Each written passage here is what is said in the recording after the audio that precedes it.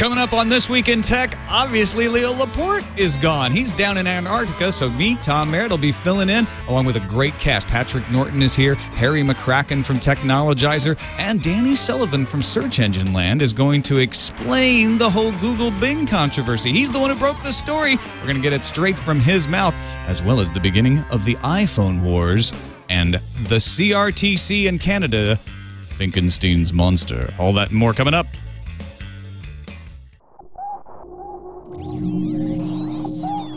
Netcasts you love. From people you trust. This is TWiT.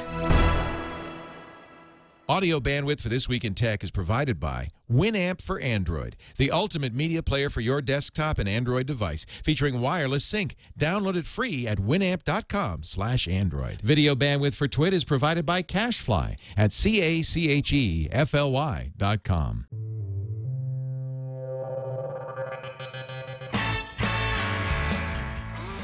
This is TWiT, episode 287, recorded February 6th, 2011. Finckenstein's monster. This Week in Tech is brought to you by Audible.com. Sign up for the Platinum plan and get 2 free books. Go to audible.com/twit2 and follow Audible on Twitter. User ID, audible_com. And by GoToMyPC. Skip the rush hour traffic and save time, money, and frustration by working from home with GoToMyPC. For your free 30-day trial, visit gotomypc.com/twit.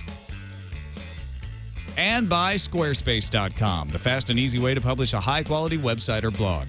For a free 14-day trial, go to squarespace.com/twit.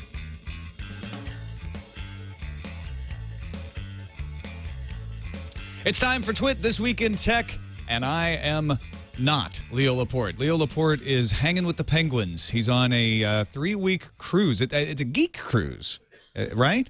And they're headed to Antarctica. So we actually got to say Leo's out to sea and mean it literally.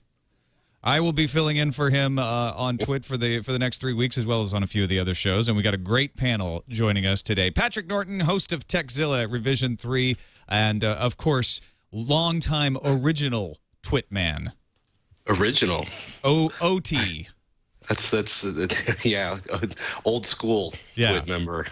Actually, I'm probably the least interesting person on today's panel by far. I don't know about that, but we do have some really interesting folks. Also joining us, Harry McCracken, editor of Technologizer. He also writes for Time Magazine, hey, Tom. right? That's right, the magazine and Time.com. Excellent. Great to have you here as well, Harry. And joining us, because there is some news that Danny helped spread around. Danny Sullivan, editor-in-chief of SearchEngineLand.com. Great to have you on the show, especially with the news this week about Google and Bing. Sure. Looking forward to the show. All right, let's get right into it. I want to start off just looking at the week ahead, because we've got a veritable avalanche of announcements next week. There's or big events. Something happening every day. Monday, did you guys see this? Did you get the invite from Sprint? They promise an industry first, and they're also bringing David Blaine on stage. What? That would be a first right there. Well, there you go. CEO Dan Hess of Sprint will be joining David Blaine. What could they possibly have on Monday that would be an industry first? Any guesses? Not a one. It's not an iPhone, because it might be a 4G device of some sort. But I was going to say a 4G device with more than 2 hours battery life. Not that I'm bitter about my overdrive modem and its overheating issues. But yeah, Android on a tablet, a secret Sprint tablet they didn't mention at CES. Galaxy Tab. I mean, that really wouldn't. I got to figure that this industry first is going to be a technicality. Industry first. It's not. It's gonna. We're not gonna get blown away, are we? If you're going to get blown away, they wouldn't need David Blaine. You know what I mean? Like, the whole idea is like, we've got something mind-bending. It's going to change mobile communications forever. And we got this jackass who's going to, put it in gadgets, say, sit in ice water with flesh-rending animals for 45 minutes. Hey, you know, it's not like Hess doesn't know how to give a good press conference. I mean, he's not Steve Jobs, so nobody is. So if they actually need a giant scary magician on stage to spice things up, I'm a little confused and possibly bored already. Harry, do you have any insight into what this might be? You know, if we're blown away, we'll really be blown away because we're not sure what it is. So my guess is it's either something relatively mundane or something completely out of the blue, and probably the former. much more exciting, probably, will be Julian Assange's extradition hearing, which is set to begin Monday and Tuesday. I'm sure C-SPAN will give you live wall-to-wall coverage, or somebody will. But this is where they're trying to extradite him to Sweden to face the charges on sexual harassment, sexual assault charges over there. Really doesn't have anything to do with WikiLeaks, but it's the reason he's been under house arrest, because Sweden wants him to be pulled over. And a lot of people think if he gets extradited to Sweden, it'll be easy for the United States to get Sweden to extradite him to the United States to face charges on WikiLeaks. So this whole thing's about to start heating back up. Which is really stupid, by the way, because if the U.S. wants to extradite him, they can get him out of the U.K. quite easily. There's any number of people who are upset that it's very easy to extradite from the U.K. to the U.S. So, there's lots of conspiracies going on, but the idea that the U.S. needs to get him to Sweden to then get him out to the U.S., they could just do it straight through the U.K. They don't need to go through Scandinavia as part of this. Probably the least exciting announcement coming is on Tuesday. Dell just picked a bad week. They've got a Dell Means Business event in San Francisco, and it's my guess that it's, you know, some sort of business enterprise related stuff, but it's not going to be exciting for the consumer. Well, they did have a 10-inch tablet they held up at Dell's CES presentation, literally for almost 30 seconds at the waist of the CEO all the way up on stage, and basically said they would be talking more about it later in the year. So could be the 10-inch tablet they were showing off there. And then after that, it's like, yeah, business usually means server and long-term sort of not changing a lot desktop. So Wednesday's the one. Oh, go ahead. Okay, Wednesday is HP planning a WebOS event. I'm actually excited about this. We're going to see tablets. We're going to see probably some new phones, right, Harry? I certainly hope so. I'm going to be there, and I'm going to be live blogging it. And even though we know it's WebOS, it seems like there's a lot we don't know, like how many products. There were rumors before that nothing might show up until September, which seemed unlikely. And then HP kind of said, don't believe everything you saw out there. So I think, given that we know the general topic, I think there's still a lot of unknowns, and I'm kind of eager to see a tablet operating system that's not from Apple and is not from Google. I think should be room for at least one more good product, and HP has as good a shot as anybody. Can HP make any headway against Apple? I mean, I guess it's a question of anybody can, but a lot of people think the Motorola Zoom is the best one for this. Can HP revive WebOS as a tablet operating system?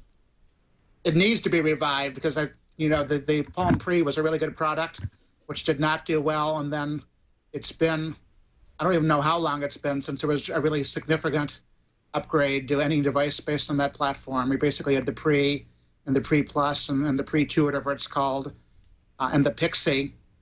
So they lost a lot of time, and they kind of have to reboot the whole product line. But I'd like to see it happen. The rest of this week, we've got other things to talk about later bearing on them. For instance, the Verizon iPhone goes on sale on Thursday. We got some news to talk about regarding that. Friday, Nokia has its capital markets meeting. There's a lot of rumors about what's going to happen, what announcements new CEO Stephen Elop might make. We'll talk about that a little while later as well. And then next Sunday, Mobile World Congress kicks off in Barcelona. Samsung's got their big announcements leading up to the beginning of Mobile World Congress later in the week. Anybody going to MWC? Harry, you're not going out? Not this year. I went a couple of years ago and had fun, and I ate really well, but I'm not going this year. They have excellent jamon in Barcelona, let me tell you. My wife is going to Madrid on an unrelated thing, and I'm trying to figure out how I can convince her to smuggle ham out of the country. Right. I mean, in today's immigration environment, it's probably not a wise idea, though. I may have to just live without it. All right, let's get to the big news of the week. And Danny, I'll let you tell us the most about this, but just to set the stage, it started with, for me anyway, I saw your post on Search Engine Land about how Google was claiming Bing was copying search results. And you had a great layout of exactly what was going on and what they found. Sure. So I'll back up a bit more. We've had this whole thing heating up over the past month now where Google in particular, its relevancy of its results have come under attack. A number of people have written articles since the beginning of the year. We had one that came up somewhere around the middle of January, I think it was January 12th, and I got a call from Google saying, hey, we really want you to come in and talk more about relevancy issues or whatever. So I said, okay, right. Set up a time to come in at the end of January. This was I think the 28th is when I went in. So this was like 2 Fridays ago. Go in, have a bunch of meetings. I usually, if I'm off at Google, meet with a bunch of different product people and understand different things that are going on. Last meeting of the day, they come in. So we want to talk to you about this thing. And they start showing me these results and this testing that they've been doing that is convincing them that Bing is copying all their search results. They had noticed somewhere around the middle of last year that Bing's results sometimes seem to be very similar to theirs, uncannily similar in some cases. They'd do a spelling correction that they'd consider to be really difficult to know that somebody had typed something in and it should have been another word instead, and they would correct it. And then they would see Bing doing the same thing, and that's got the engineers kind of scratching their head. Then they saw more sort of anecdotal results of this, and around October they noticed a jump in 2 statistics that made them think that Bing was becoming more Google-like. They noticed that Bing seemed to have a higher percentage of results in its first page that matched Google's results. And they also noticed that there was a higher percentage of the #1 results that were matching on Bing that were also matching on Google. So Google, which is, I think, always had kind of a very low opinion of Microsoft, kind of used them as this evil empire they've got to fight against, started thinking, wow, are they actually somehow mining our search results? And in particular, are they doing it using Internet Explorer, using things like the Bing toolbar, using the suggested sites feature that will send information back? So they set up a sting operation. I know, this was like, some kind of movie set sort of, tale. I can't wait for the made-for-YouTube video of this. It's funny because, I've taken heat in some quarters or, well, how could you tell the story, or, how were you convinced by Google? It's like, I'm sorry, one of the world's biggest technology operations, sets up a Hollywood-style sting operation. I mean, that was just like a great story regardless of whatever happens, right? So they set up this sting operation where they get 100 searches that don't really exist in nature, very unusual words that nobody searches on, that don't bring up any results or really poor results. And then they alter their search code so that for the first time, they say, they could now manually put a website at the top of these results. They spiked their results. They spiked their results for these really 100 unusual queries, and they do this in the middle of December. They send these engineers home from Google with Internet Explorer, and they say, go through, do this search on Google, click on the top result, and we'll see what happens. They do this, and 2 weeks later, 9 of the queries on Bing start generating the same result as Google has. So it's pretty clear. Bing got that information by watching someone who was searching on Google, the Google engineers in this case, and had their results appearing that way. To Google, this was a clear case that Bing was copying their information. So I went back to Bing. I talked to them on a Friday. On the Monday morning, I said to Bing, Google's saying this stuff. Let's talk about it. Bing had their big event on Tuesday. This I can't remember what it's called, Farsight 2011. Yeah, Farsight 2011. And exactly. Matt Cutts from Google and Harry Shum were scheduled to be on stage together. Right, and so Bing knew this was coming up. I mean, Google knew this was coming up, and they were going to want to talk about it at that thing anyway. So I'm like, okay, you guys want to tell me the story? All right, I'll write it up. That's interesting. I'll see what Bing has to say with it. And Bing's response was basically, yeah, we do get information in the way that Google's suggesting. We get information from a lot of sources, and we want to talk about it more after Tuesday's event is over. So, okay, write up, what I could tell of it, try to explain what Bing is saying. Spend a lot of time, I thought, mentioning that from what you can see, it's not that Bing's results are an identical copy of Google's, but that in some of these very unusual cases, some of this work that Google's doing is going to cause Bing to be doing the same thing. And that's the crux of what Google feels is unfair. They think that they work really hard in these particularly niche areas and that Bing's results will improve. So the event happens, and the story went out. The event happens, and the proverbial it's hitting the fan everywhere. And Bing's response came back, and I did a follow-up article that ran on this Friday. Was really, we gather information from all over the web that our users are going to. Google is part of that. Sure, we get a signal of what people are searching on Google, but that's not the only thing that we see. We see it from other places. We're not specifically targeting Google, and these are really outlier cases.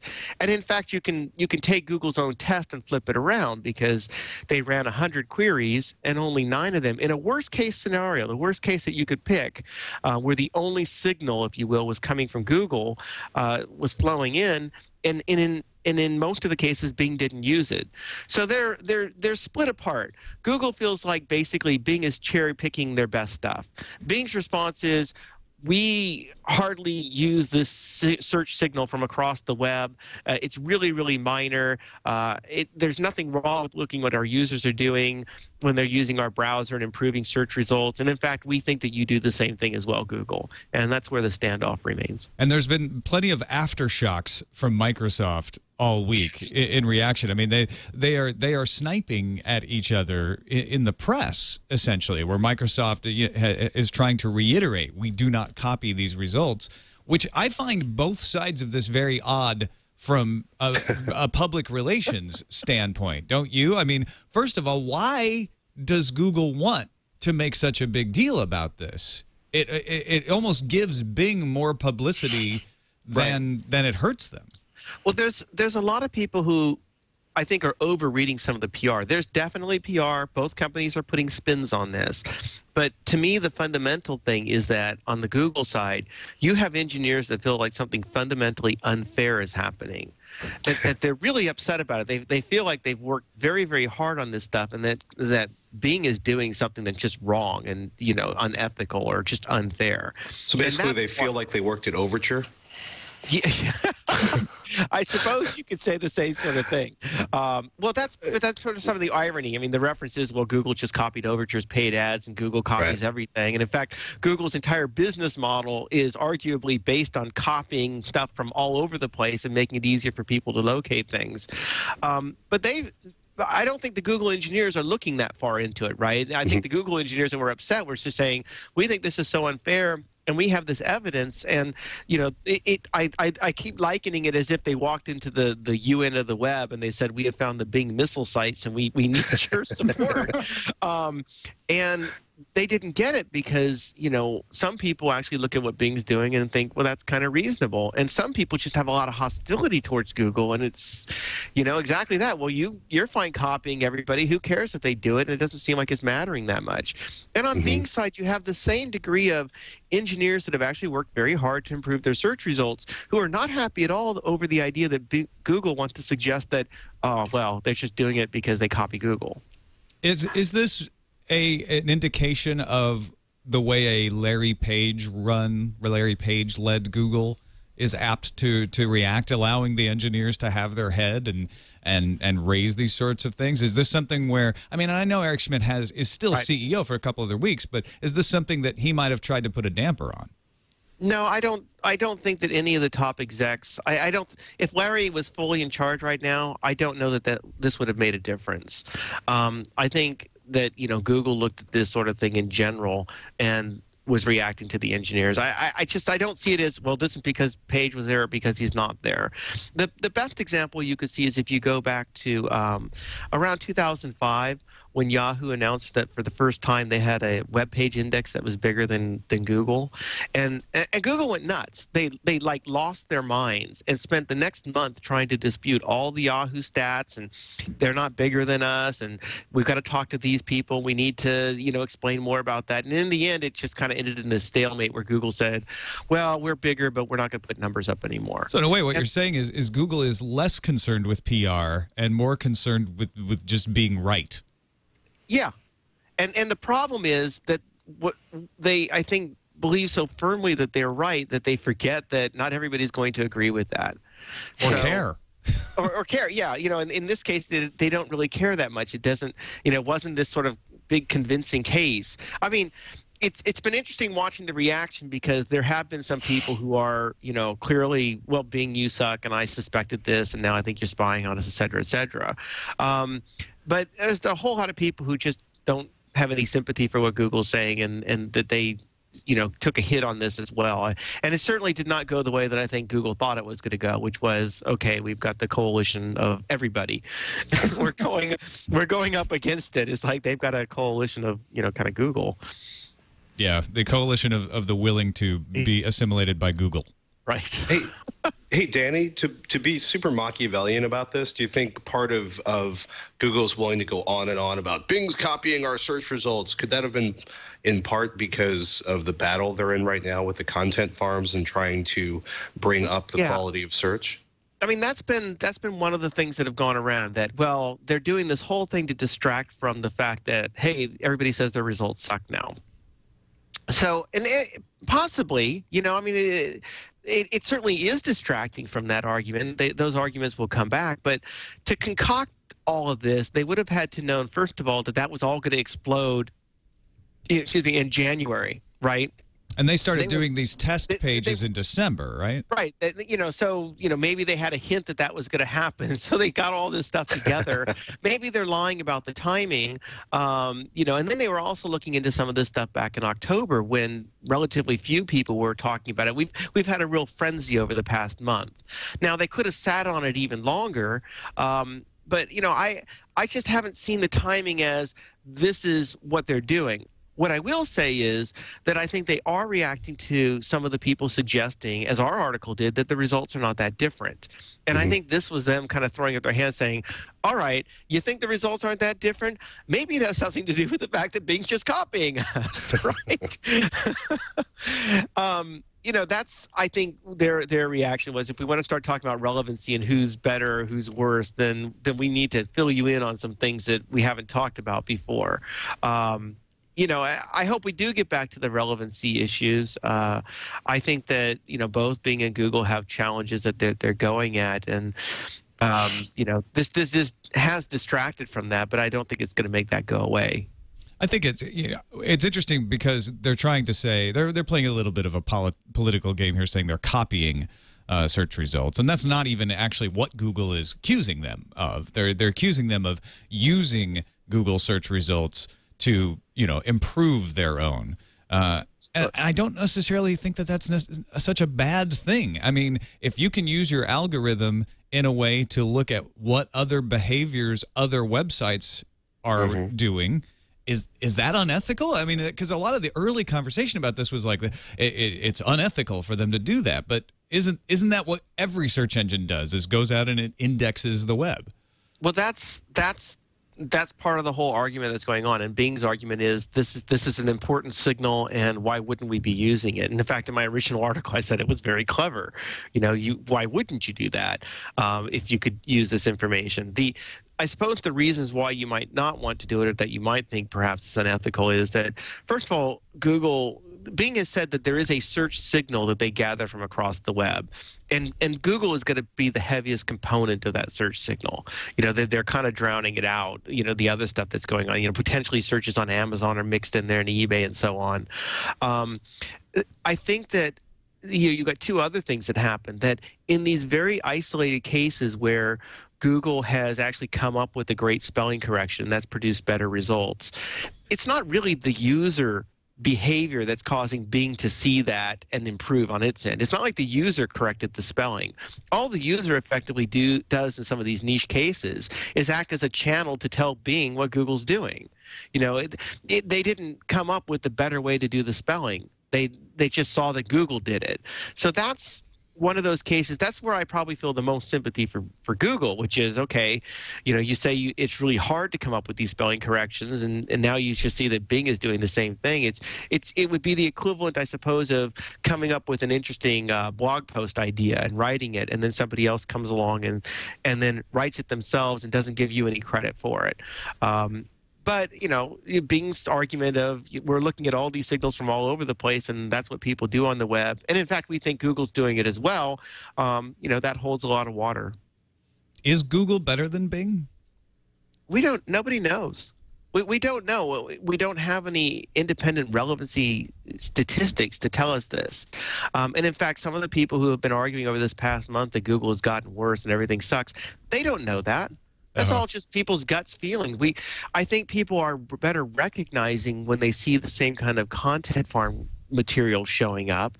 But I think they're also forgetting that before they did those searches and before all the content farms were there, they probably just got pure spam.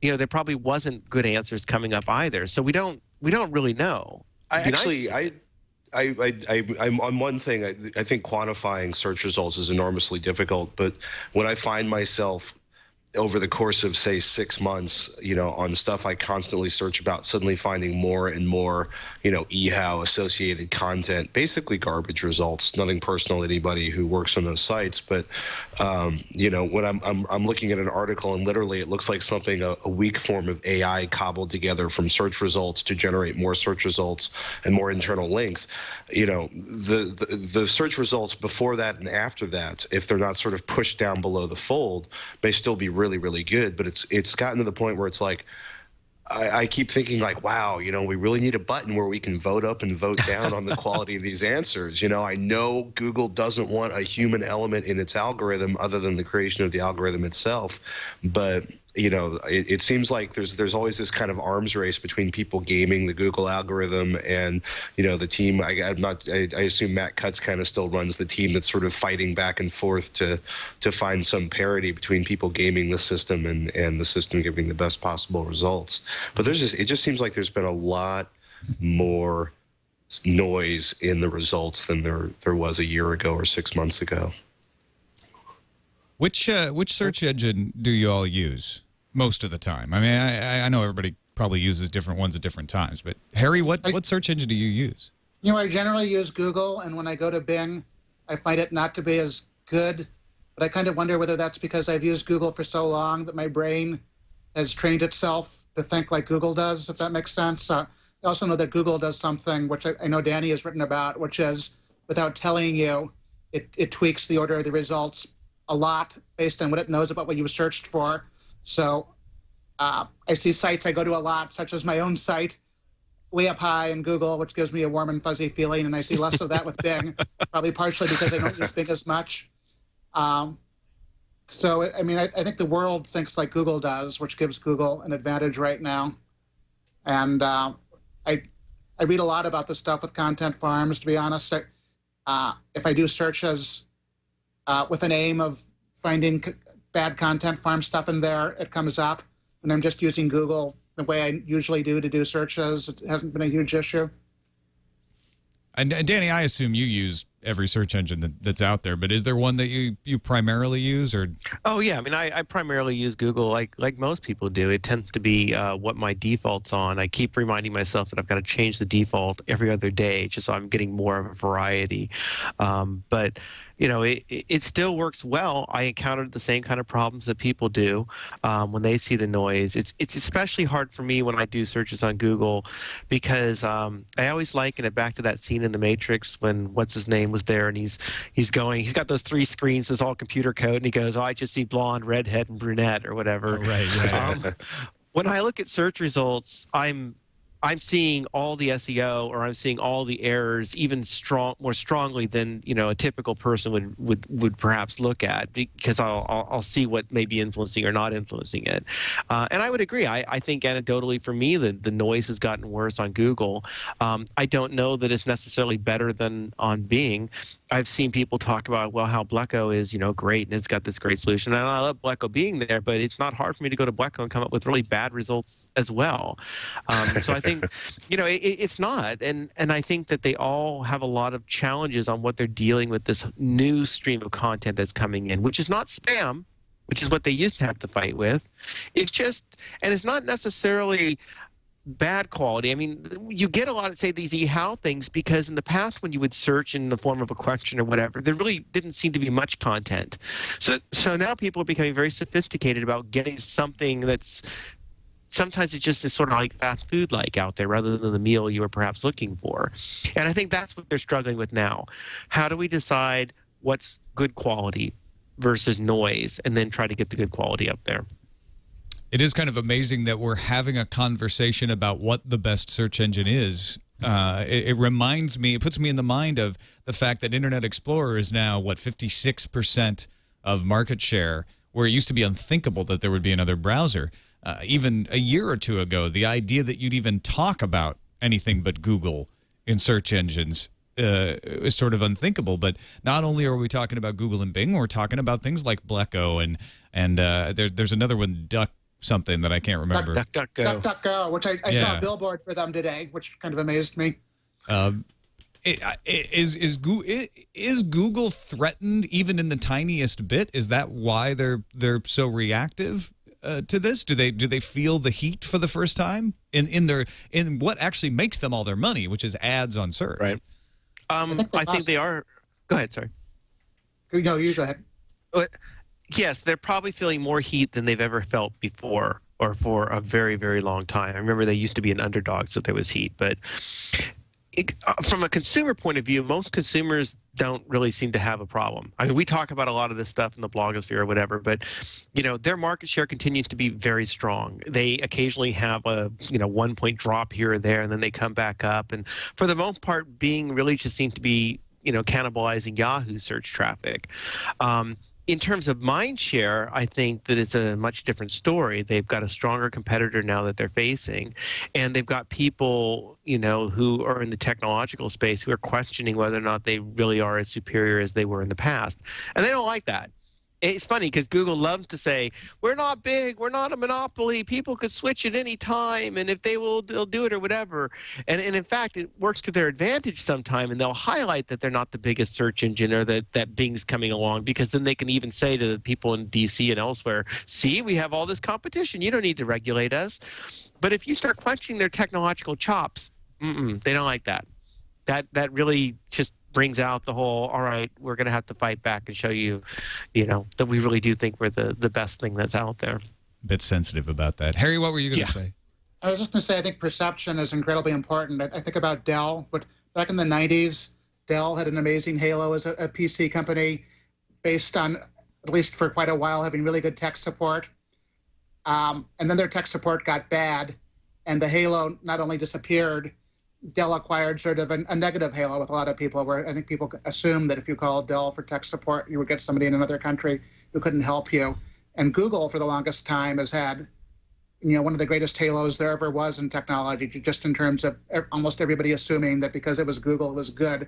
And if I were at Google, I'd be really worried about the potential for that to crumble, because I think it can happen pretty quickly when it does.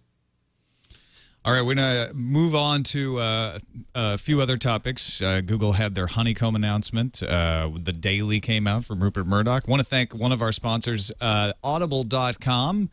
They provide us with over 85,000 downloadable titles in audio form. And I find I'm getting addicted to where I almost don't want to read a book if it's not available in audio, because it's so much more convenient. I can clean the house. I can mow the lawn. Actually, I don't mow the lawn, but I can walk the dogs. I don't have enough of a lawn to mow.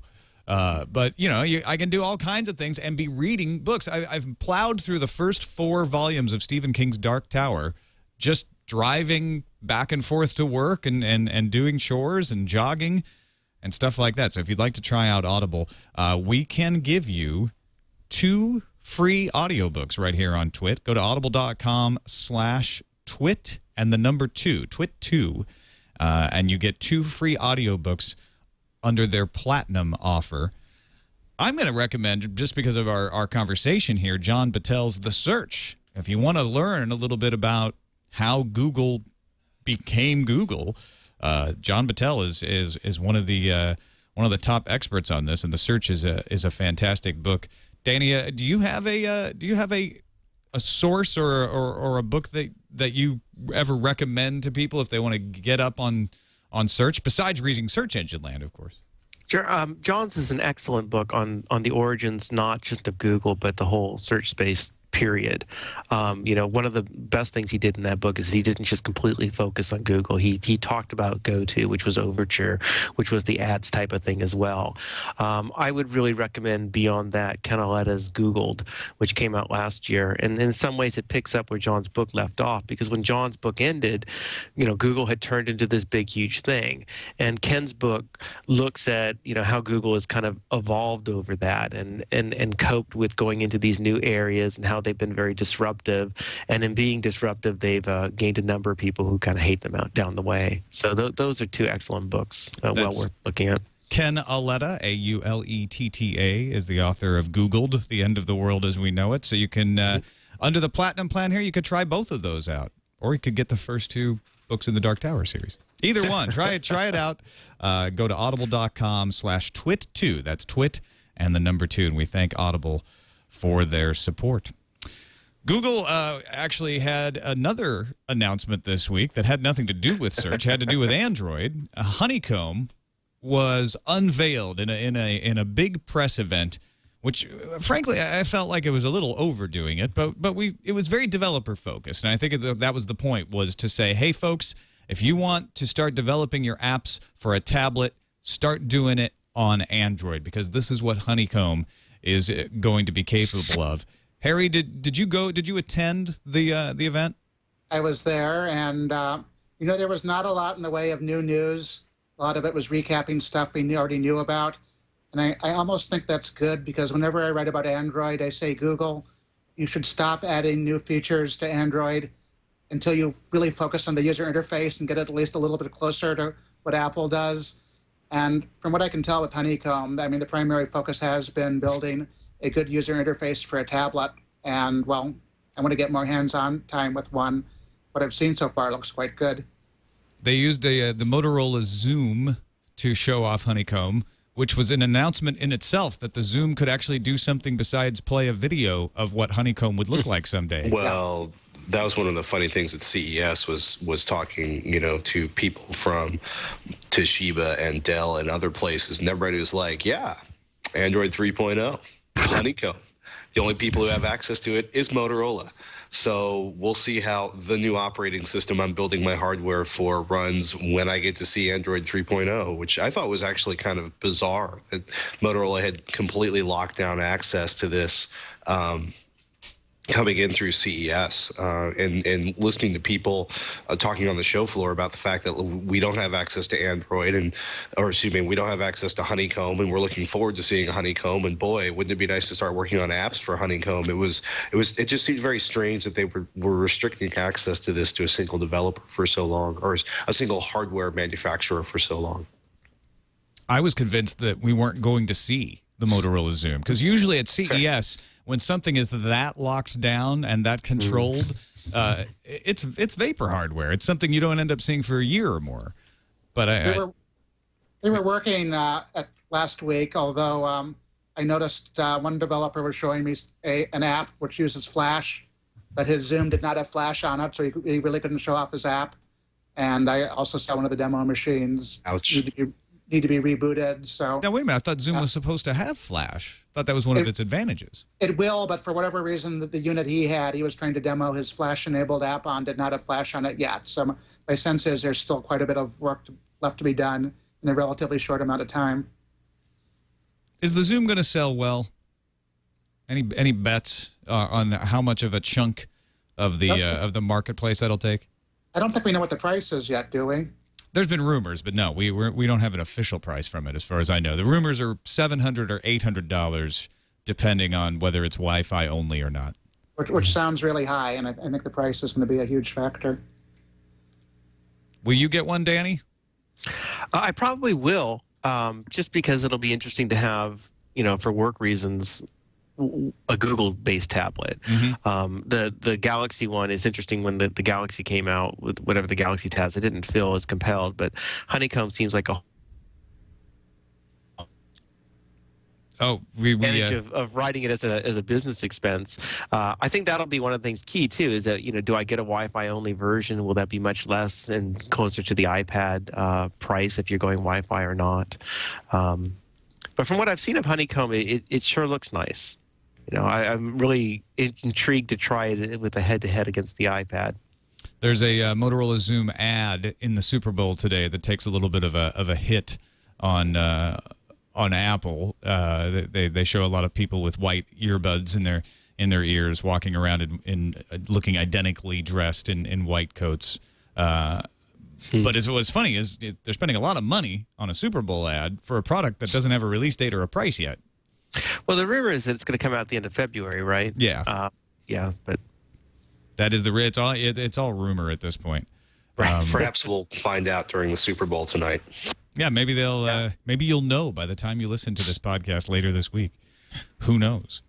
All right, let's move along to another tablet item, but this one on the iPad. Rupert Murdoch's attempt to bring publishing direct to the tablet with The Daily. The Daily has its own staff dedicated to writing The Daily. So it's not a print publication that's being adapted. In fact, they have a website, but they're not even publishing to the website. It's very limited what you get when you go to the website. The idea is that you will buy The Daily and you will use it as your newspaper. But it's only updated once a day, maybe with breaking news updated a couple of other times a day. What do you? Has anybody read it? First of all, I mean, I'm sure most of you have had a chance to at least take a peek at it. I've only read it online. There are kind of hacks, or if you know where to look, you can get to the daily content. There's actually a Tumblr blog that takes everything and puts it there. And right, because you can send a link to someone from within the app, which allows them to read the story, even if it's not linked directly from their website. So somebody just sent emails to themselves of all of the articles, and boom, there was a website with all the articles. Although not everything is there, but 90% of it. But when I've looked at the stories, there's been nothing that kind of made me go, ooh, this is really compelling for me to get. But I got to try it out on the iPad and actually see if it goes. But if I've got my iPad, I usually kind of want to know what's the latest story, and this idea that it's not going to be updated on a regular basis, I don't know. We'll see. Patrick, is this something you see as good long-form journalism? It can save the print world? Well, it's not saving the print world. It's not print. I started out working in newspapers. My favorite thing of all time, I think, in some ways, was working on magazines. I'm fascinated by this as somebody who reads a lot of magazines and still gets a daily newspaper. But it's bizarre. I mean, they're doing a $3 million something in the middle of the halftime show at the Super Bowl, whether it's an advertisement or Super Bowl is carried on Fox, which is owned by Rupert Murdoch this year. So handy for the Daily. Yeah, I mean, it's I've heard, they've spent, 30 million, 300 million, ridiculous numbers are being tossed around. They're talking about 100 pages, 365 days a year. And, I can almost hear Harry at the other side of Skype going, oh, dear God, how many people is it going to take to do that? Even if 25, 30 pages of it is weather and sports scores and Sudoku and crossword puzzles, where it's essentially, auto-generated content that requires very little manipulation, they're still talking about filling a huge amount of content. It's cheap, $40 for a year. So they've got that side of it on. But I just,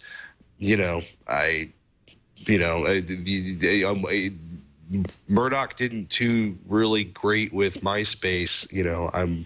I'm waiting for this to sort of grab me and get me all excited, and it just hasn't happened yet. Harry, I've seen some estimates saying that it's going to take 400,000 paying subscribers to make the Daily break even. I think Rupert Murdoch is saying they're spending like $500,000 a week. Yeah. To make it happen, and if they went out and they hired a bunch of talented journalists, which is not cheap. The thing that confuses me most is most of the other large media companies that have hired a lot of talented people are trying to get that content out on as many platforms as possible. They're doing tablet apps. They're on the web. They're doing mobile stuff. Some of them are doing print. And the Daily is sort of entirely putting all of its chips on one platform. And, well, the content I read is quite good. There's a lot of quite good newspaper-style content out there, and most of it's available in more places. And at least right now, most of it's available for free. When you consider that the New York Times sells 800,000 copies of its print newspaper, and we've got to, Rupert Murdoch's got to get 420,000 subscribers, so a little over half of that on an iPad app. Now, there's a lot of people with iPads, but there's a lot more people with front porches. Well, he's charging a lot less than the Times does for print. Right. Sure. It's like $1 a week, so it's less than one copy. $40 a year of the Times. Patrick, you think it's equivalent? You think they can do it? Well, I think the bet here is that, wow, they sold 10 million iPads. You know, they haven't even gotten to the second version of the iPad yet. So they're, you know, do I think they can do it?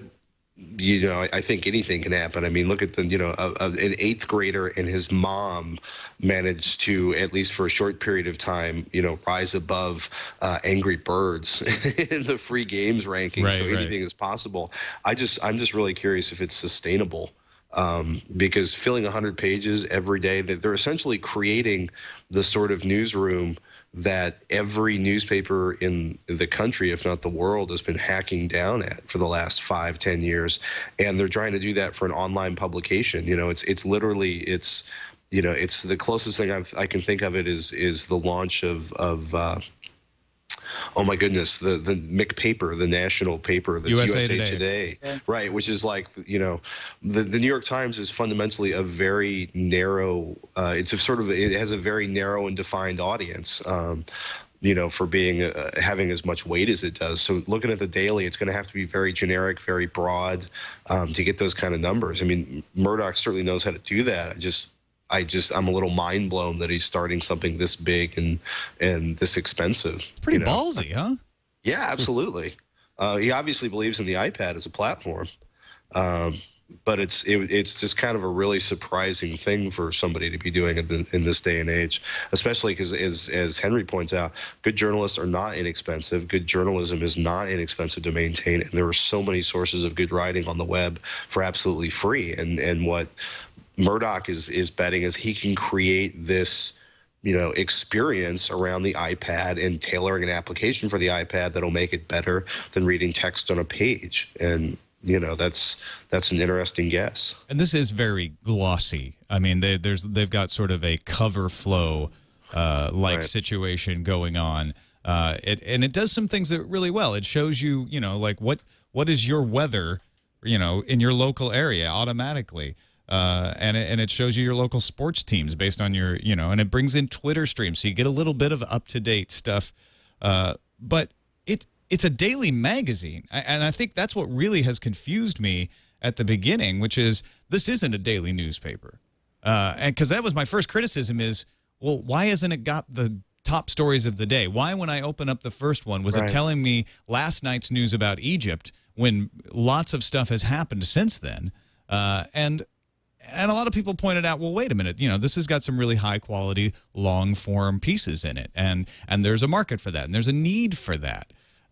So it's not valueless, and I definitely agree with that, but it wasn't what I wanted. It's not what I expected, and I think that's my question is there a marketplace for people who have tablets? Because it will get off the iPad eventually. It'll be available for Android. Is there a market for people who have tablets who want to read sort of a lean back daily New Yorker, Atlantic, The Nation sort of experience where it's like, this isn't keeping me up to date. This is informing me in a more laid back fashion. Well, I think there's a market for people who want to read long form journalism. I just don't think that long form journalism all comes from one place. And the challenge right now really seems to be creating a way for them to keep up on the stuff from a variety of sources, which would be the opposite of what Murdoch really wants. Murdoch wants the daily to be the place you're always going to get your stuff and you're always coming there. And really things like, I think, Instapaper or a few other apps that are pulling in and allowing you to save and allowing you to read things, especially if they allow you to find stuff on your phone or on your desktop and they keep it all in sync. That's ideal. That way you can sit down and say, right, I want to look at this sort of thing. Maybe I want to see some of the breaking headlines along with it. But that's all aggregation. And to Murdoch, aggregation is a sin that's going to cost him money. That's just giving away stuff for people for free. the reality is aggregation doesn't mean that you have to give away stuff for free. Maybe you come up with a way to work with the aggregator so you're paying for some of the content, or they're getting subscriptions because they know that some of the stuff they want is from the daily. But right now, the daily is a walled garden that has no presence. I was having fun doing some searches on Google trying to see what I could find, or any of these stories. There was one nice story about the impact on Jamaica of tourism, and how it reshapes the island and in bad ways. Good content that you're not going to locate very easily. Some of the articles are just completely images, so they're not going to be findable, and they may be so far they're not blocked from Google. But I just I don't know that the solution is the complete walled garden. I don't know that the solution is you just give it all away either. But we'll see how his grand experiment goes, I suppose. Yeah, and you know what? I'll give him that. It is a grand experiment, and it is an interesting effort to use a medium to its best advantage, and that is shown in the sort of that cover flow aspect and the 360-degree photos and everything. I don't see anything revolutionary. They're taking bits and pieces of things that have been done before, but they are putting them together in a very attractive way. It'll be fascinating to see just how patient they are. I mean, will this be around a year from now, 2 years from now, 3 years from now? If they're not rolling in profits quickly, which they probably won't be. All right, it's going to be all Verizon iPhone news next week, I have a feeling. The Verizon iPhone will be coming out on Thursday. You'll be able to pre-order on Wednesday if you're not a Verizon subscriber. We'll talk a little more about that and the iPhone wars that are heating up in a minute. But we actually have a message from Leo Laporte, who is probably on a ship eating caviar and drinking champagne, but he was nice enough to leave us this message to thank another one of our sponsors. Hi, Tom. Hi, guys. Sorry to bother you, interrupt you. We'll be getting right back to the TWiT conversation in just a bit, but I thought I'd stop by, interrupt, and tell you all about one of my favorite remote access products. Now, I'm away. I'm in South America right now. I actually recorded this ahead of time, but I'll tell you what I did bring with me as I went to South America. Go to my PC. See, we've got many of the computers here, and certainly my computers at home are all set up with Go to My PC, so I can get to them from anywhere, even shipboard, even Tierra del Fuego. As long as I can get online, I can get to my computer. It's so amazing. And boy, talk about telecommuting. You can skip the rush hour, save time, money, and frustration. Work from home with Go to My PC. I used to actually commute every day for 2 or 3 hours a day, and it drove me crazy. Now I look at the traffic report on the news, and I go, I don't do that. A lot of people I know get stuck in and around San Francisco or L.A., Chicago, D.C., Atlanta, just about every major city these days. It's so funny. You go to a city, they say, yeah, we have the worst traffic. It's almost as if they're bragging. No, the traffic's worse here. I've heard that in New York. I've heard it in Atlanta. I've heard it in D.C. Certainly, I believe it in L.A. All that time in traffic costs you time. Of course, I think the average commute, it's going up and up and up, and I think it's now almost 45 minutes a day. I was 3 hours. I was twice that, 4 times that. Of course, the money and the miles on your car and the gas and all that, and the stress, the energy, the loss of peace of mind, if you will. For everyone who gets stuck in traffic, 2 words to consider: stay home. Telecommuting, it's the hot thing, and you can do that with Go to My PC. Go to My PC lets you access your office computer from anywhere you can get online. Do anything you would do at work. Use any program, access any file, even network files. You can check email, run programs. It's just like you're there. It's fast. It's secure. 128-bit SSL. And there has never been a remote access exploit with Go to My PC. Can't say that for the other guys. It's an award-winning remote access service from Citrix. You don't even need any extra hardware. You just need Go to My PC. Get it free right now by visiting gotomypc.com/twit. gotomypc.com/twit. You can do it while you're listening to the show. And really, seriously. It takes very little time and bandwidth, and then you're ready. Just do it now for 30 days. That way you'll be ready for the next time you don't want to go to work. You don't want to sit in traffic. You are on a vacation or a trip. Go to mypc.com/twit. We thank them so much for their support. Now, my friends, back to the twits. Tom? Thank you, Leo. He just wanted to show off that he can do that from a boat. Not just that, but the go to my PC as well. He can be in our computers right now. All right, have you seen the latest iPhone commercials, y'all? The Verizon's rolled out their personal computer. There's been one from Apple that showed the phones side by side and how, like, you know, it's peace and love for everyone. But we've got one now from Verizon, which definitely is a very exciting. You know, we've made the iPhone part of our family thing, but it does take a little plug at AT&T, and I think we're going to see an internecine iPhone conflict here. We're loading it up right now. We'll play it for you. But nobody's seen it yet? No, I've not. All right. Well, here's your chance. Well, maybe it'll be your chance. Essentially, it's just a lot of dramatic shots of the iPhone with dramatic music playing. And then at the end, it's the Verizon guy. I can hear you now. Because it's their tagline. And also a little dig at AT&T. AT&T has come back at them, though, with a commercial of their own, touting the fact that on an AT&T iPhone, you can surf the web and talk at the same time. That's their big comeback against Verizon for anything. Motorola wants in too, as we mentioned. They're going to be taking a dig at Apple in the Super Bowl ad. It's sort of a send up of the 1984 thing. Verizon is going to also prepare their network for the onslaught, because the joke is, the thing about the iPhone on Verizon is it now makes calls. Because AT&T is so poor in some parts of the country. But Verizon says they are going to throttle the data speeds of the 5% of their heaviest users for the rest of a billing cycle and the next billing cycle.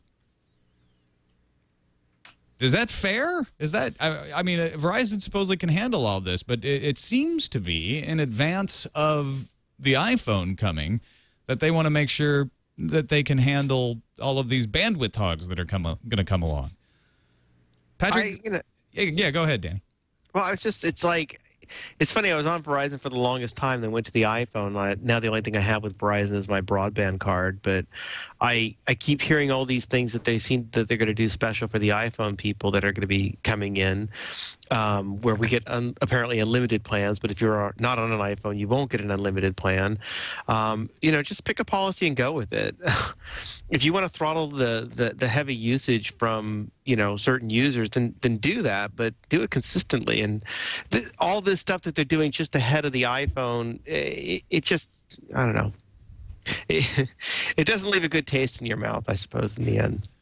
I don't know. It seems like they're trying to do a lot to be considered as extremely proactive and ready for the iPhone, because they know a lot of people that will leave AT&T for Verizon, and rumors are floating around whether or not Verizon will offer, on corporate accounts, they've mentioned that they're going to be offering compensation for kill fees for leaving AT&T to go to Verizon. Whether or not they're going to do that on a consumer level, nobody really knows. But they're talking about basically dealing with the top 5%. What is it? If you use an extraordinary amount of data and fall within the top 5% of Verizon wireless data users, we may reduce your data throughput speeds periodically for the remainder of your then current and immediately following billing. Well, current and immediately following billing cycle to ensure high quality network performance. Basically, our proactive management is designed to ensure that the remaining 95% of data customers aren't negatively affected by the inordinate data consumption of just a few users. And 5%, a big old chunky users. They're also basically talking about automatically deresing video. I'm sorry, not reducing resolution, implementing optimization and transcoding technologies in our network to transmit data files in a more efficient manner. And it's like, okay, so they're packet shaping, and they're going to detect video, and they're going to optimize it. I'm going to put optimize in brackets, for your device.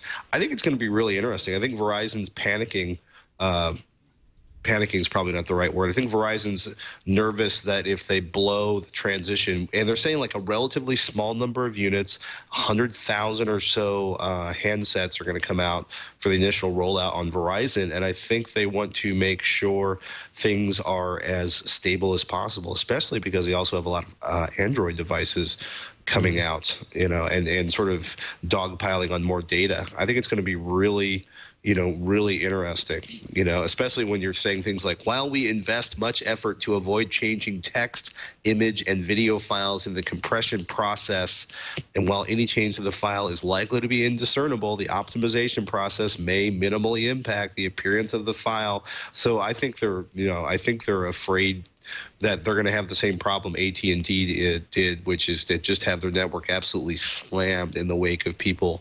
buying iPhones in large volumes. Now, the pre-orders for existing Verizon customers happened this past week, and by 8 o'clock that night, they stopped taking them. They said, we're sold out. Right. And they won't say how many they actually sold. Mike Abramsky of RBC estimates it was less than 100,000, but Verizon's trying to imply it's the biggest selling smartphone that they've ever had. And they, over the first weekend of the Droid, they sold 100,000. But this was just pre-orders for existing Verizon customers.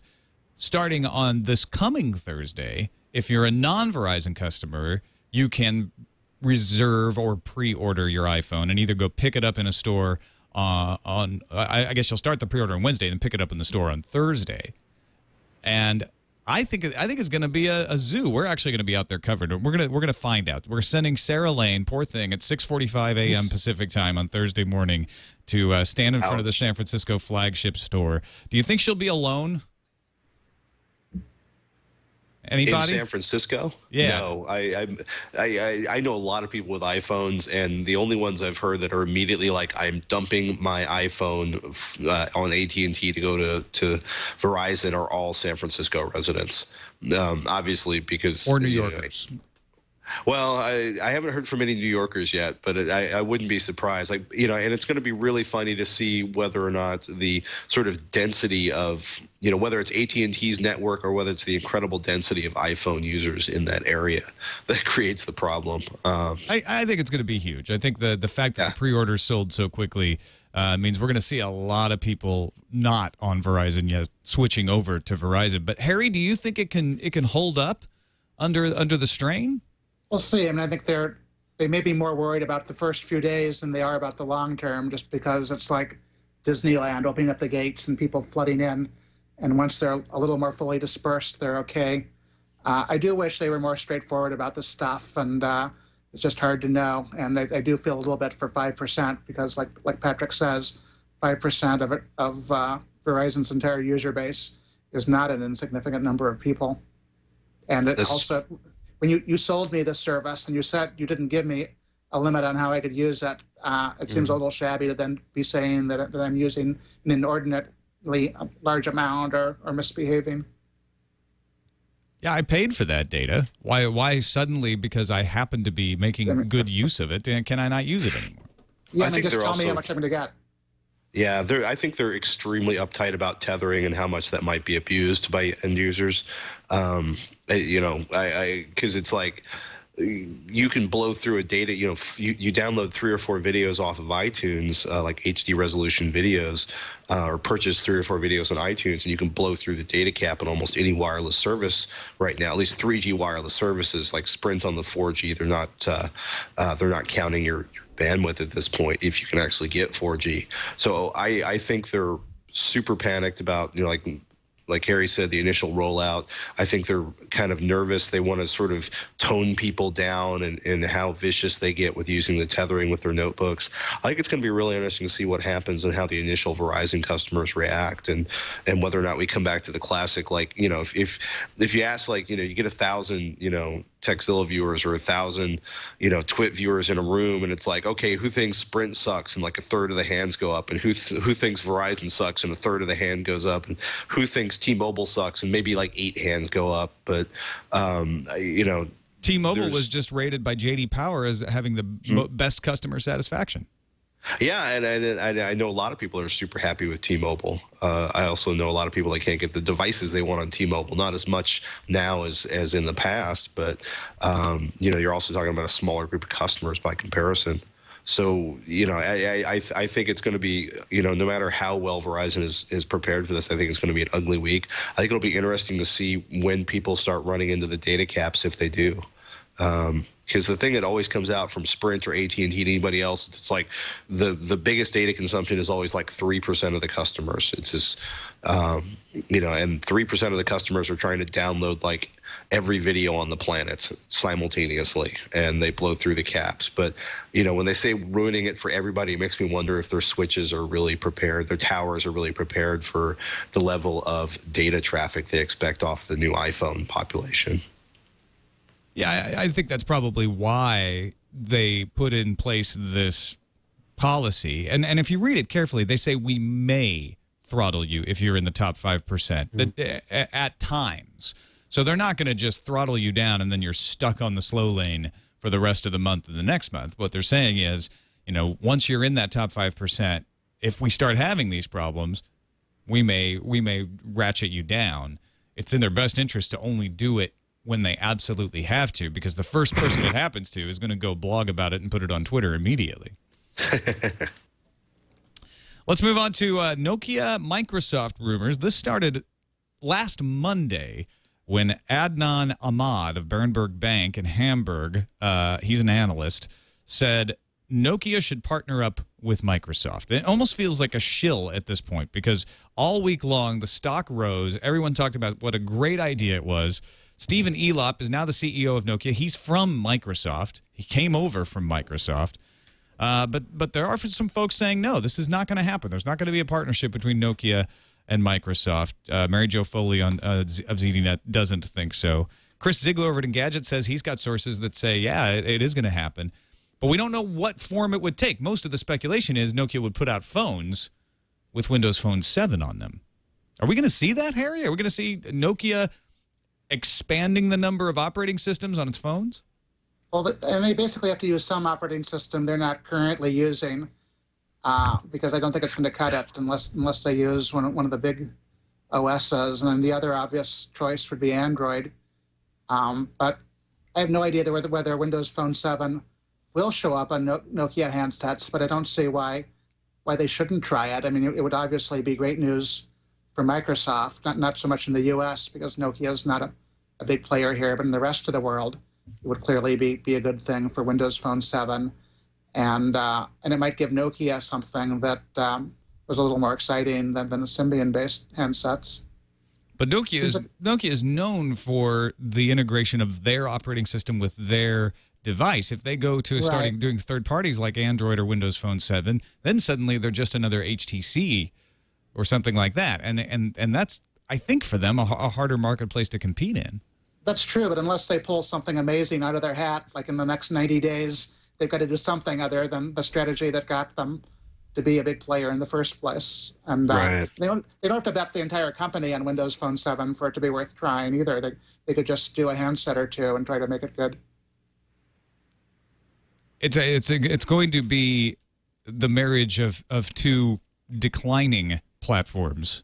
In any case, I mean, a lot of people have looked at this and said, it doesn't matter if Nokia puts Windows Phone 7 on their phones or not. Nobody's uptaking Windows Phone 7 right now. There's a whole spat last week over this weird data leak that people with Windows Phone 7 have been having because of the way Yahoo Mail checks its mail. It downloads a lot more data than it needs just to see if there is a piece of mail there. Microsoft's been very slow to admit there was a problem, admit who the problem was, until researcher Rafael Rivera finally admitted it. I talked to Paul Thurrott on Windows Weekly about it this week, and he has a whole explanation of what happened. But the upshot is Microsoft still hasn't updated Windows Phone 7. It just seems like they're moving very slowly, and this phone's operating system, which is a very nice operating system, is not getting any uptake. Do they have to be? They don't have to be Windows 7 specific, though. They could go Windows 7. They could run Android as well. They could be an HTC basically. They could continue to put out phones with their own operating system too, and basically play all the cards, I suppose. Yeah, and there's a question that if they did partner with Microsoft on Windows Phone 7, Microsoft might actually contribute a little bit to MeeGo or Symbian to help spruce that operating system up. You're right. They wouldn't have to choose sides. Is that a good thing, though? I mean, would that work for them? I guess they're grasping at straws right now because they just lost the lead in smartphones. They're still the #1 overall phone maker, but well, I mean, if you take the HTC example, you know, I don't know where their finances are or anything, but they seem to be doing just fine, and they seem to be doing fine, you know, being friends with everybody. They just make the handset. So you want an Android phone, you get it on HTC, and you can get it on any carrier. If you want to, you know, if you want a Windows 7 phone, they're doing that as well. Nokia's got a great brand. I don't know that people, I think they still do have a great brand. I don't know that people necessarily think that that brand has to translate into the actual Nokia operating system for mobile being on a Nokia handset. They just might think, oh, it's a Nokia, and just be happy to have whatever operating system is on it. So, but the question is Nokia's hardware good enough to compete? They still make some really nice hardware. I mean, they made a number of phones over the last few years where the software is woefully obsolete, but the device itself has a really nice camera and respectable industrial design. And the one thing that's lacking is that you don't really want to use the interface. All right, we got a few more stories to get to. Canada is fighting a bandwidth cap rule from their version of the FCC, the CRTC. Viacom is back on Hulu. We've run out of IPv4 addresses. We'll get to that and more as we wrap up. But I want to thank our final sponsor for today's show, Squarespace, at squarespace.com. The fast and easy way to publish a high-quality website or blog. You can say it along with us. You've heard us talk about it before. But Squarespace makes beautiful websites. If you have a blog, if you have a podcast, and you want an easy way to make it look good because maybe you're design dumb like I am, and you know what? I want a template that I can make a few easy modifications to make it look my own, but I don't want to have to draw anything or come up with a design or figure out the layout. That's what Squarespace is perfect for. You go in, you sign up. It's optimized for beginners. If you are a CSS expert and you do want control of everything on the page, you can do that too. You can go in and tweak the CSS code and get the best of both worlds. Use the template to get you going and then modify it to your heart's content. Hundreds of design templates. You can build out all the modules you want. You want to include your Flickr stream in there. You can do it and make it look good. And if you've already got a blog and you're like, well, I don't want to lose all my old posts, they have an import module for WordPress, Blogger, Movable Type, and TypePad. So you can bring your stuff in, and you're not locked in. If you decide you want to leave Squarespace, they support data portability. So your data is still yours if you use Squarespace. And the best part is, if you get really popular, which, I mean, that's what you want, right? You want to get really popular. Your website won't go down just because a lot of people decided to visit it at once. They will provision you bandwidth with the popularity of your site. You still pay the same amount for hosting. So why don't you try it for free? Go start a website. See how good-looking website you can make on Squarespace. 14-day free trial for TWiT users at squarespace.com/twit to give it a shot. Try building out a website. You could even import your old website your old blog into Squarespace during the trial and see how it works for you. Sign up for a free account. You don't need a credit card to try it out. There's no reason not to. Go to squarespace.com/twit and give it a shot. If you want to see some examples, go to swordandlaser.com. That's the podcast I do with Veronica Belmont, co-host of Techzilla with Patrick Norton. And we use Squarespace for that. That's one example of the many. We thank Squarespace for their support. How many did you guys hear about the CRTC bandwidth cap situation this week? It sort of cropped up and then simmered back down all within a week. The CRTC is the FCC of Canada, and Mr. Conrad von Finckenstein is the head of the CRTC. What they did is they put a decision in place that said there are caps on Bell's offerings to people. So if you sign up for Bell, you get 25 gigabytes a month, very small, on your monthly account. And then if you want to buy insurance against going over that cap, you can buy it in like couple dollar. You just throw down an extra toonie a month in Canada, and you get a little. You get 5 more gigabytes, 10 more gigabytes. They also have something called a vault, where you can buy gigabytes against going over a cap without having to pay the monthly insurance. So if you go over your 25 gigabytes in a month, it takes it out of the vault. You don't get charged the overage fee. You don't get throttled down. What the CRTC said is, Bell, we require you to open your pipes and sell your service to third-party competitors. And we're going to allow you to force the third-party competitors to abide by your bandwidth caps, which meant that all the third-party sellers, all the competition, now had to offer pretty much exactly the same service that you get from Bell, and in most cases, charge a little more for it. It limited their competitiveness. Now, this didn't affect every single Canadian. You could get your service from cable, Rogers and Shaw, but they had their own bandwidth caps, usually higher. There was a huge outcry, huge petition. Stephen Harper, the Prime Minister, actually said, CRTC, you need to overturn this or we will overturn it for you in Parliament. And von Finckenstein has said they will take the next 60 days to review this and decide what to do, and they're going to take public comment. But they're not going to implement it right away. So you don't have to have that bandwidth cap if you're on a third party. You can go unlimited. But in 60 days, they'll decide whether they're actually going to allow it to be implemented or not. Now, obviously, none of us are in Canada, so this doesn't affect us here. But which of you could get by on 25 gigabytes a month? I honestly don't have a clue. I couldn't tell you how much I use. I mean, this all reminds me a little bit of using CompuServe in about 1991, when I was keenly aware of how much CompuServe I use because I was paying by the hour. I do know I have a Verizon MiFi card for wireless broadband, and that I keep tabs on because I have a 5 gigabyte limit. And I basically use that all I want for wireless stuff, and I really never even approach going over the limit. But on the other hand, I'm not doing all the stuff I do at home, where I'm streaming all the video I want and downloading all the files I want. So I would love to try metering myself for a while, just as a reality check to see where I am in relation to 25 gigabytes. It can be really, especially if you use Netflix or iTunes video in any kind of volume, a 25 gigabyte cap would be absolutely brutal. Yeah, I think we'd blow through that in my house in about a week and a half. It sounds painful with the insurance, and it sounds like a Las Vegas game or something with all the betting about what you're going to do. Yeah, right. It's like you're playing blackjack with your gigabytes.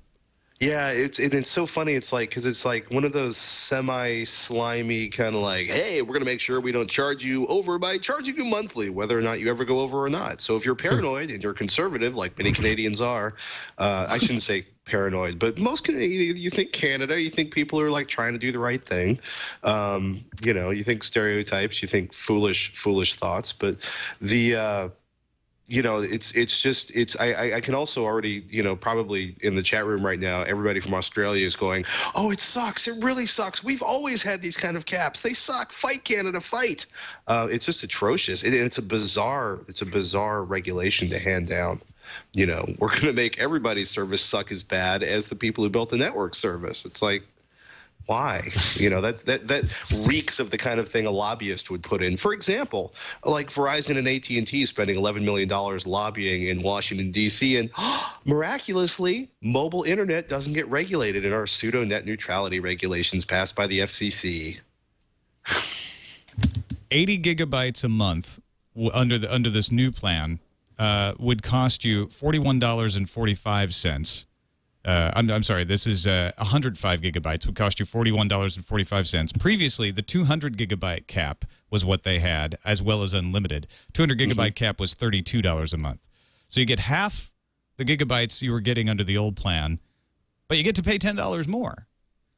It's a lot like AT&T when people started downloading video in volume, and AT&T had their technical economists or economist engineers, had this really bizarre title for them, basically write these really long white papers about, yes, you think we sold you, this amount of bandwidth, but we only sold you that bandwidth speed for a few seconds at a time as you downloaded some web pages. We never ever meant for you to actually use all of the bandwidth you think you're already paying for us on a monthly basis. You know, so I think it's interesting. There's obviously, you know, huge interest in the United States over net neutrality, whether you're pro or con. I hear a lot of noise that a lot of the major ISPs are all trying to figure out how they can implement tiered or per bit pricing. You know, whether or not they need to or whether or not they want to, because it'll look good on Wall Street is kind of the real question. Because the white papers by the technical economists were an absolute joke. You know, well, so it's this kind of false idea that there's only so many bits that we can deliver. That's not really the way the internet works. It's not like the water company says, look, we've only got so much water. We have to conserve because it's not raining. You know, I mean, it's the bandwidth argument is so obfuscated by this oversimplification of like, but if we, you know, if we don't limit it to 25 gigabytes, we'll run out of bits. It's not that, it's not the way it works. If we don't limit it to 25 gigabytes, we'll have to upgrade our infrastructure and actually deliver on what customers think they have already purchased.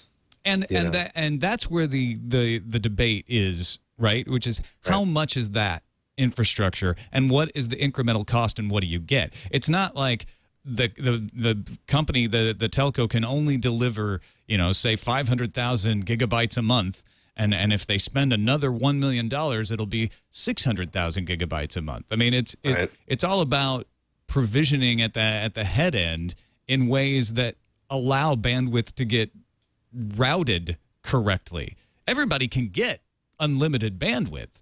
That doesn't mean that you'll have quality of service all the time. It comes and goes. But you want to as I understand it, and I'm getting out of my depth here, but you want to over provision in order to avoid lag. And I think these telcos are exploiting that in order to make a bunch of money off something that actually doesn't fix that problem. They just want to charge you more. We need a network engineer now.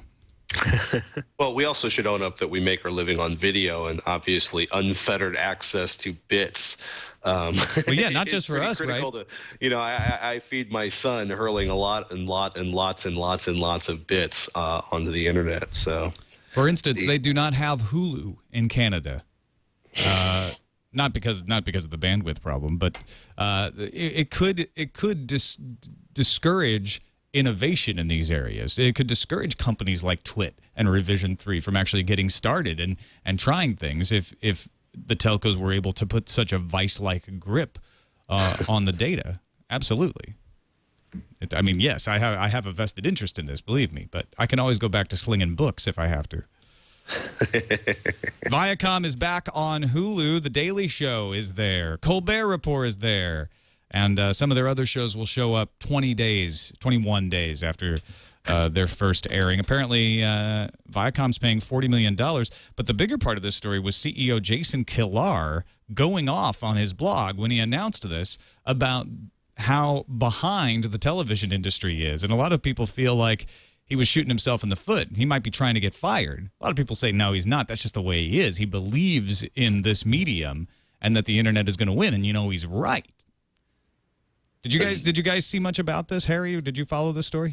I saw that. I mean, there's also talk about Hulu maybe essentially having to go to an entirely different business model where it's a little bit more like Netflix and a little more controlled by the TV industry. I mean, Hulu is a fabulous product.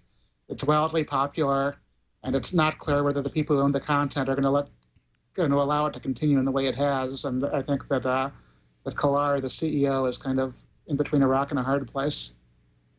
Yeah, his masters are the old media who really started this website in a fit against YouTube, and now they opened Pandora's box, and now they want to try to shut it again. Yeah, now they don't know what to do with it. The crazy thing is, you know, like for me, Hulu has become my DVR, and if I were an advertiser, awesome, because unlike with my actual DVR, I can't skip through the ads.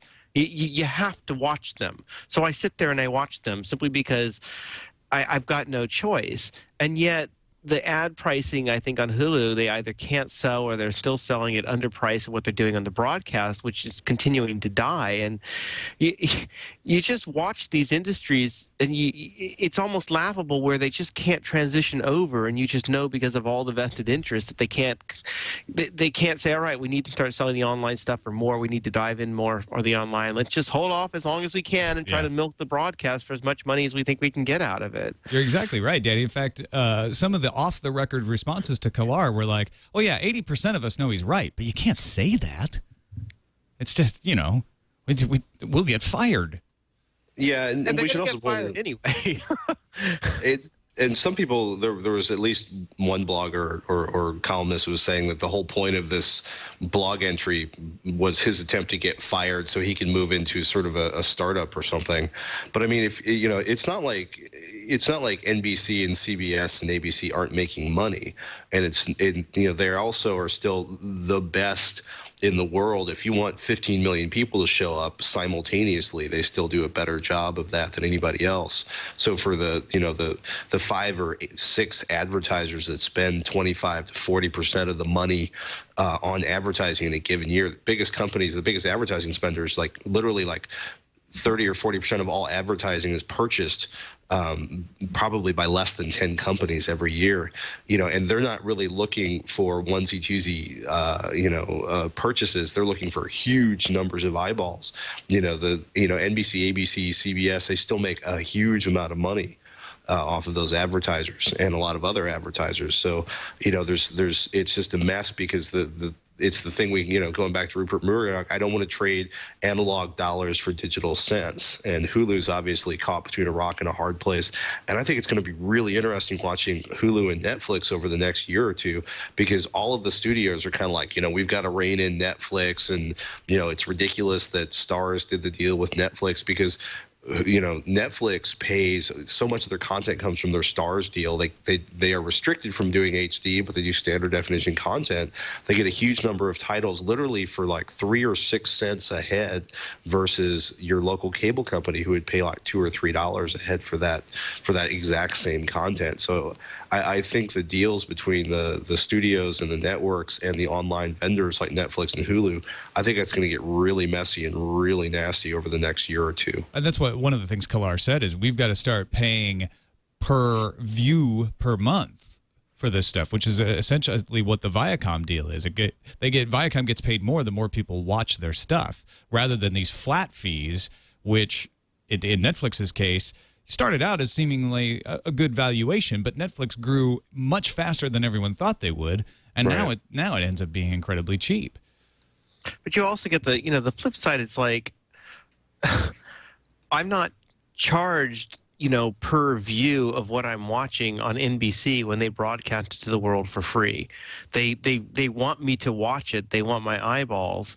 And when you start getting onto the internet, it just starts becoming this completely weird thing, as if suddenly I don't count as a viewer as much, or my attention is not worthwhile, or just showing the ads isn't worthwhile enough. I need to start paying for it. I mean, I pay, over $100 a month for my satellite subscription.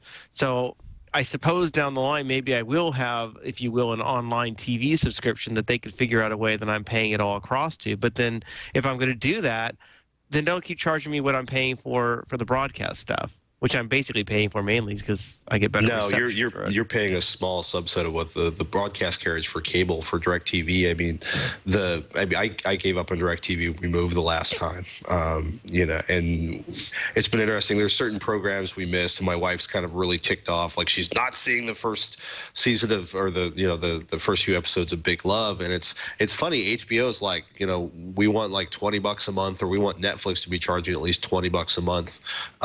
For their service, and then there's a real nasty rift in between what the broadcasters, especially somebody like ESPN, is used to paying or being paid for their content on cable or satellite versus what people are willing to pay online. And it's going to be really interesting. I think ESPN may be the one that sort of leads the way because they do a huge amount of their content on multiple platforms, but having the entire HD stream available in a perfect HD set. I mean, it'll be fun to watch this battle out over the next year or two. But yeah, I think at some point Hulu, the content partners or the owners really need to think of Hulu as being a legitimate thing, and rather this backdoor business they can kind of, hold at arm's length.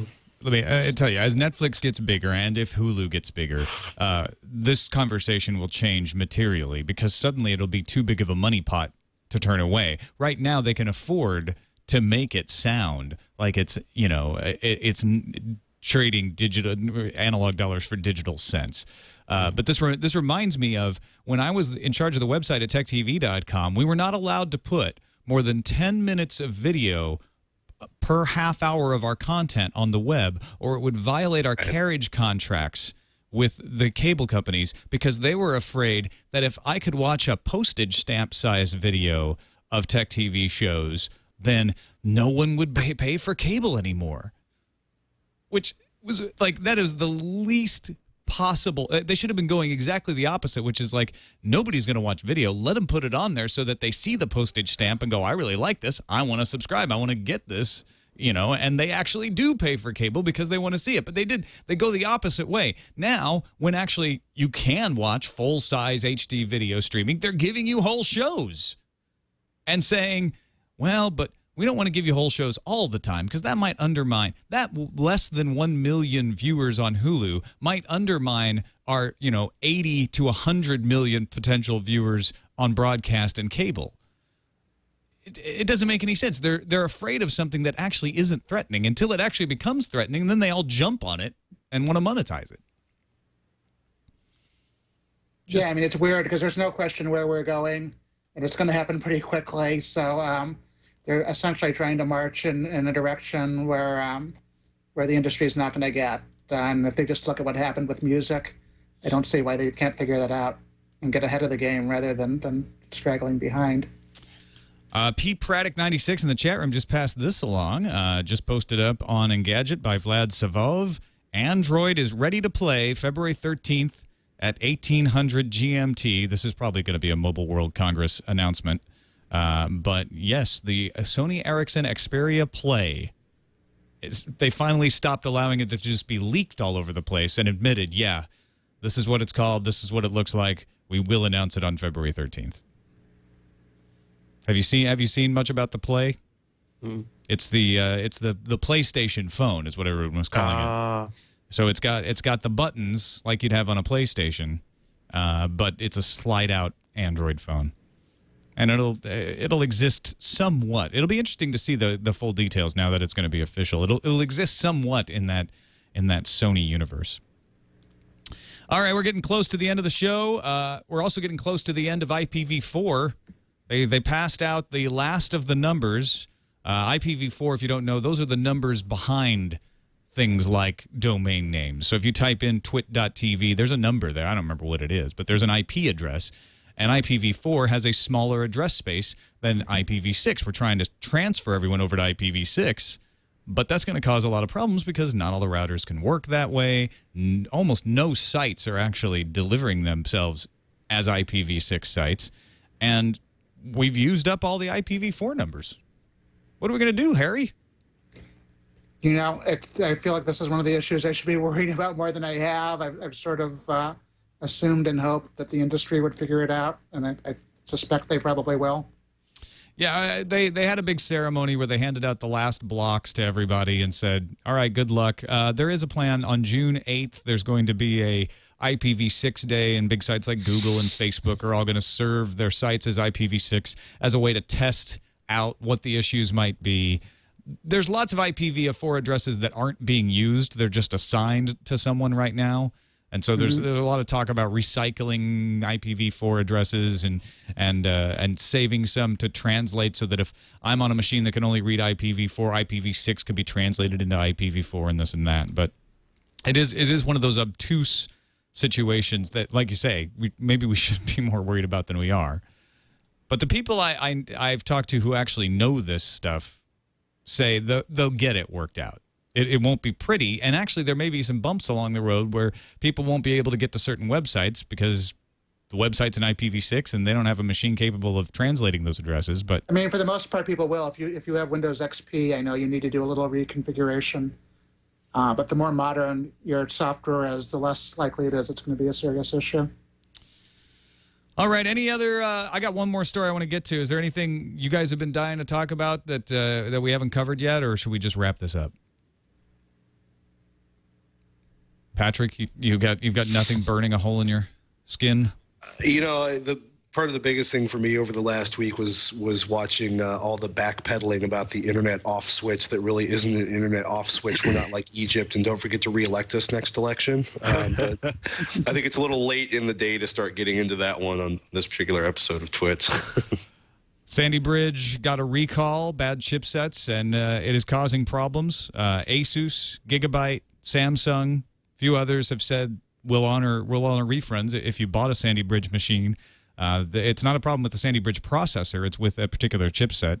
Right. And now Best Buy says they're going to be delayed in rolling out Sandy Bridge machines on their floors. So it's too bad because a lot of people were really excited about Sandy Bridge. The announcement was made right before CES started.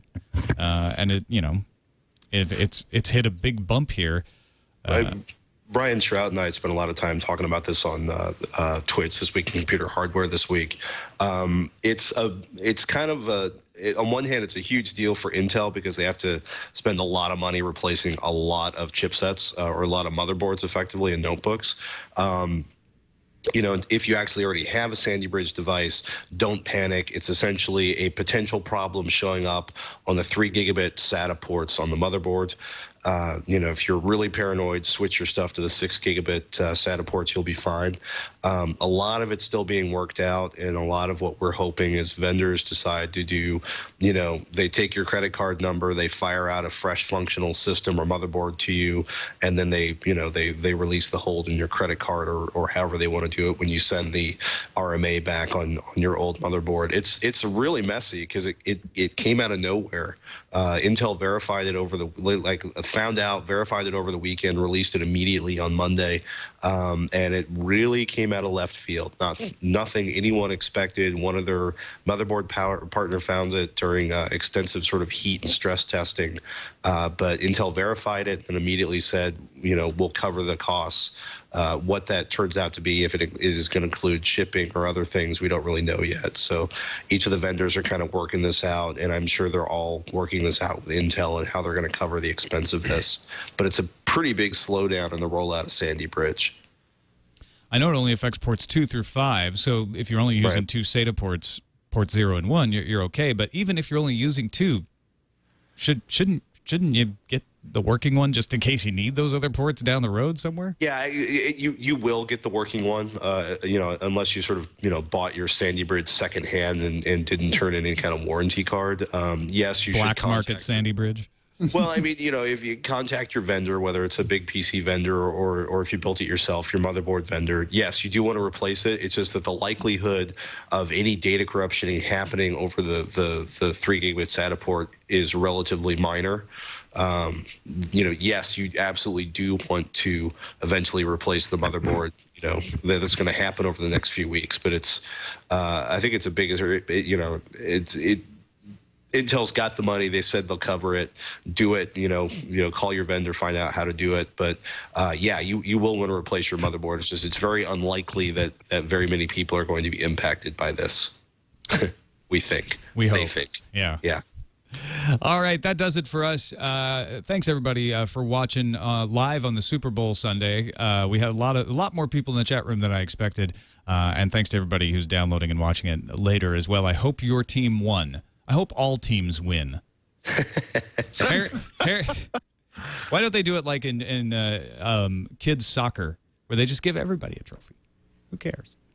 Harry McCracken, editor of Technologizer and a contributor to Time magazine and website, both. Thank you so much. Let people know where they can find Technologizer and all the other stuff you do on the internet. Check me out at technologizer.com, and every Thursday look for my Technologizer column on time.com.